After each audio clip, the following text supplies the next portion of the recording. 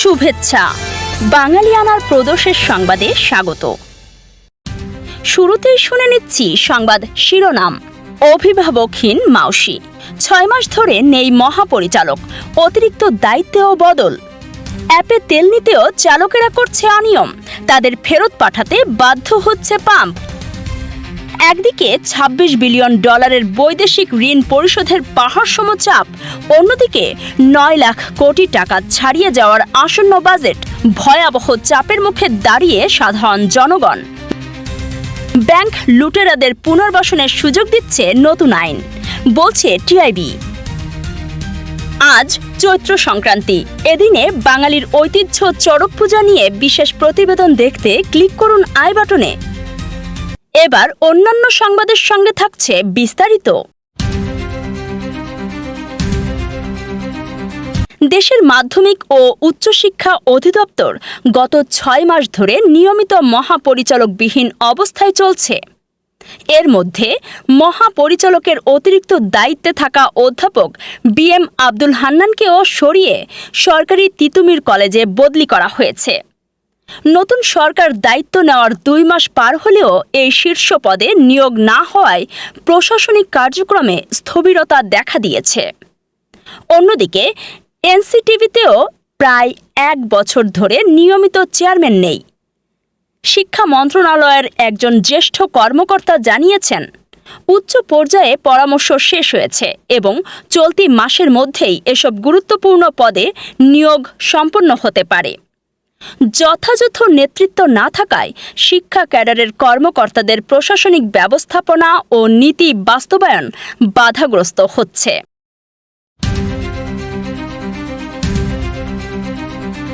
জ্বালানি তেলের অবৈধ মজুত ও সিন্ডিকেট রুখতে রাজশাহীতে চালু হয়েছে ফুয়েল ম্যানেজমেন্ট অ্যাপ।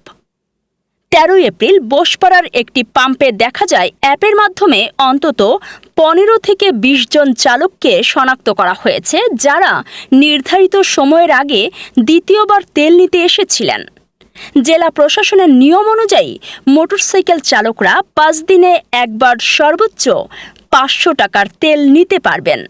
অ্যাপে গাড়ির নম্বর ইনপুট দিলেই আগের লেনদেনের তথ্য চলে আসায় অনিয়মকারীরা ধরা পড়ছেন। অনেক গ্রাহক নিয়ম ভঙ্গকারীদের বিরুদ্ধে মামলার দাবি তুলেছেন। তবে প্রতিদিন দীর্ঘপথ যাতায়াতকারী পেশাজীবীরা এই রেশনিং পদ্ধতিতে সংকটের কথা জানিয়েছেন। জেলা প্রশাসক জানান, প্রযুক্তিগত উন্নয়ন ও ভ্রাম্যমাণ আদালতের মাধ্যমে এই শৃঙ্খলা বজায় রাখা হবে।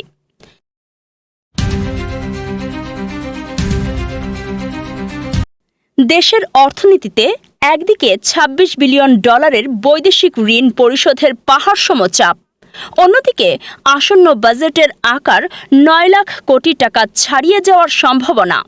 সব মিলিয়ে এক চরম অস্থিরতার মুখে দাঁড়িয়ে সাধারণ জনগণ। তথ্য বিশ্লেষণে দেখা যায়, গত 1.5 দশকে বাংলাদেশের বাজেটের আকার অস্বাভাবিক হারে বৃদ্ধি পেয়েছে।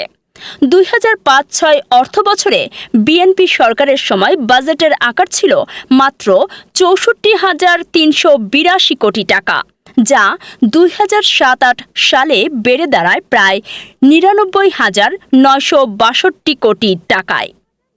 তবে 2009 সালে আওয়ামী লীগ ক্ষমতা গ্রহণের পর চিত্রটি দ্রুত বদলাতে থাকে। 2009-10 অর্থবছরে বাজেটের আকার ছিল 1.10 লাখ কোটি টাকা, যা 2024-25 অর্থবছরে এসে প্রায় 8 লাখ কোটি টাকার কাছাকাছি পৌঁছেছে। অর্থাৎ 15 বছরে বাজেটের পরিধি বেড়েছে প্রায় 8 গুণ। এই বিশাল বাজেটের সিংহভাগই ব্যয় হচ্ছে অনুন্নত খাতে। বিশেষ করে সরকারি কর্মকর্তা কর্মচারীদের বেতন ভাতা, পেনশন, সামরিক ব্যয় এবং অভ্যন্তরীণ ও বৈদেশিক ঋণের সুদ পরিশোধেই চলে যাচ্ছে অর্থের বড় একটি অংশ। মেগা প্রকল্পের জন্য নেওয়া ঋণের কিস্তি পরিশোধের সময় ঘনিয়ে আসায় চাপ আরও ঘনীভূত হচ্ছে। অর্থনীতিবিদদের মতে, বাজেটের এই বিশাল ব্যয় মেটাতে সরকারকে পরোক্ষ কর ও সেবার মূল্য বাড়াতে হচ্ছে, যার চূড়ান্ত বোঝা বইতে হচ্ছে সাধারণ জনগণকে। আয়ের তুলনায় ব্যয়ের এই অসম দৌড়ে দেশের আর্থিক চাপ এখন সাধারণ মানুষের প্রাত্যহিক জীবনের বড় সংকটে পরিণত হয়েছে।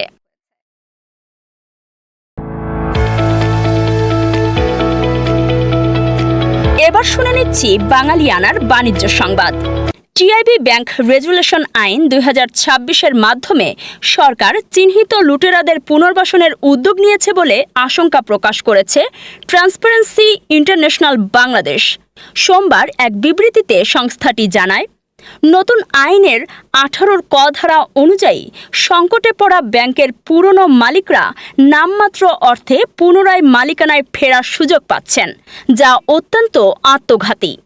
টিআইবির নির্বাহী পরিচালক ইফতেখারুজ্জামান বলেন, অন্তর্বর্তীকালীন অধ্যাদেশে দায়ীদের মালিকানায় ফেরার পথ বন্ধ থাকলেও বর্তমান সরকার তা বদলে দিয়েছে।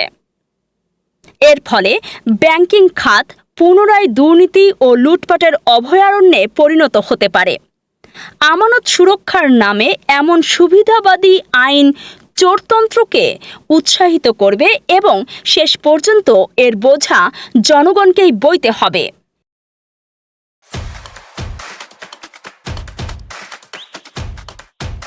এবার শুনে নিচ্ছি বাঙালিয়ানার ক্রীড়া সংবাদ। মাত্র 18 বছর বয়সে উসাইন বোল্টের রেকর্ড ভেঙে বিশ্বকে চমকে দিলেন অস্ট্রেলীয় তরুণ গাউট। সিডনিতে জাতীয় চ্যাম্পিয়নশিপে 200 মিটার স্প্রিন্ট মাত্র 19.67 সেকেন্ডে শেষ করে অনূর্ধ্ব 20 পর্যায়ের নতুন বিশ্ব রেকর্ড গড়েন তিনি। 18 বছর বয়সে বোল্টের সেরা সময় ছিল 19.63 সেকেন্ড। প্রথম অস্ট্রেলীয় হিসেবে 20 সেকেন্ডের নিচে দৌড়ানোর কীর্তিও এখন তার দখলে। দক্ষিণ সুদান বংশোদ্ভূত এই অ্যাথলেটের দৌড়ের ধরন ও গতি দেখে অনেকেই তাকে পরবর্তী বোল্ট বলছেন। যদিও গাউট এই তুলনায় বিনয়ী, তবে 2028 অলিম্পিকে ট্র্যাকে রাজত্ব করার স্পষ্ট ইঙ্গিত দিয়ে রাখলেন এই বিস্ময় বালক। বাঙালিয়ানার প্রদেশের সংবাদ শেষ হলো। ধন্যবাদ।